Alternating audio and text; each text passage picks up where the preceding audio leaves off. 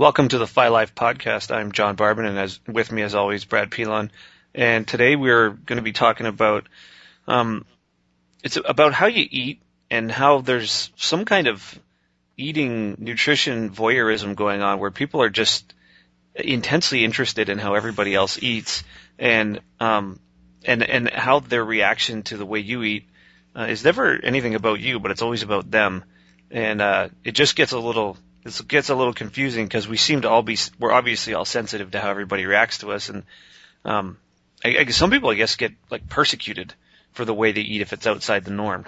Well, it's really funny if you think about, and tonight, oddly enough, it's late at night, so we're not at a coffee shop tonight. But when we are at coffee shops and we're eavesdropping, you notice that people always seem to talk about nutrition's a very easy thing to bring up.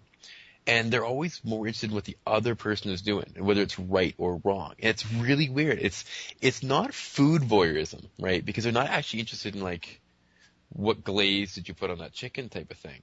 It's actual nutrition voyeurism. The voyeur part is the reason behind what you ate and why you ate it, as opposed to just because, wow, you should try to duck de l'orange, it's awesome. This is more like why are you changing your protein and carb ratios type of stuff. And it's a complete voyeuristic fantasy, well, not fantasy, but infatuation with how other people have decided to eat. It's crazy.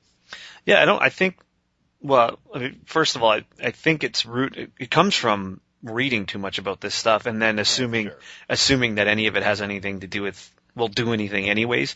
It doesn't matter. Like, it doesn't matter how I mean, if there is any changes, they're so insignificantly small that they're just insignificantly small. Is that redundant?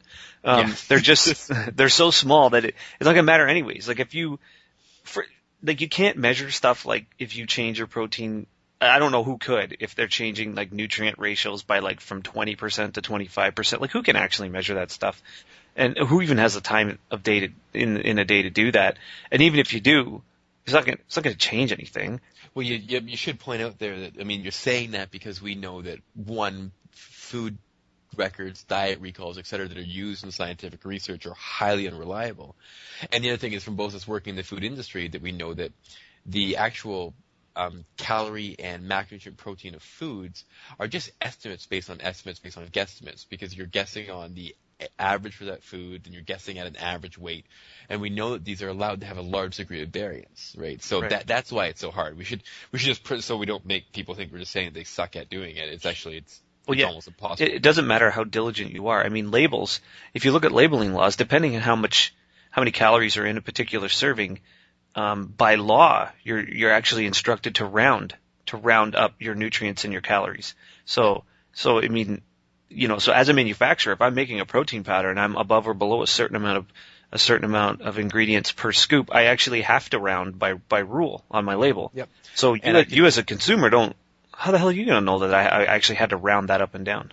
Yeah, exactly. And I can think of very popular meal replacement bars that are 80 grams on label, that consistently, when put on a scale, are 110 to 115. Not just one, but like multiple lots of bars. So that's why it's very difficult to measure. So you don't really know exactly what you're putting in your body. But yet people are infatuated with not as much what they're putting in their body, but what other people are putting in their body and why.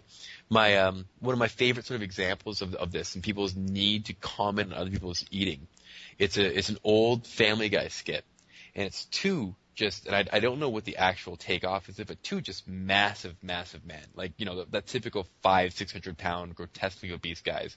Then they're in overalls and they're driving down the street side by side on motorcycles.